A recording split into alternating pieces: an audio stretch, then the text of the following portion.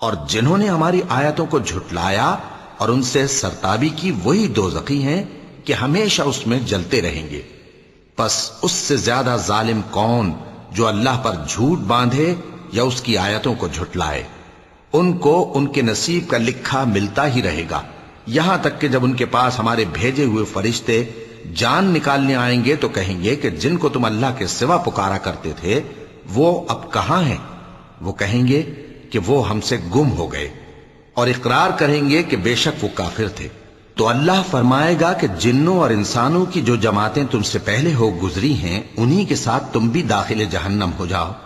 جب ایک جماعت وہاں جا داخل ہوگی تو اپنے جیسی دوسری جماعت پر لعنت کرے گی، یہاں تک کہ جب سب اس میں داخل ہو جائیں گے تو پچھلی جماعت پہلی کی نسبت کہے گی کہ اے پروردگار، انہی لوگوں نے ہم کو گمراہ کیا تھا، تو ان کو آتش جہنم کا دگنا عذاب دے۔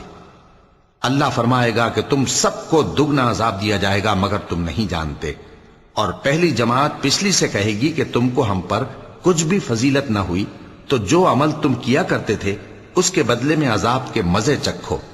جن لوگوں نے ہماری آیتوں کو جھٹلایا اور ان سے سرتاوی کی، ان کے لیے نہ آسمان کے دروازے کھولے جائیں گے اور نہ وہ بہشت میں داخل ہوں گے، یہاں تک کہ اونٹ سوئی کے ناکے میں سے نکل جائے۔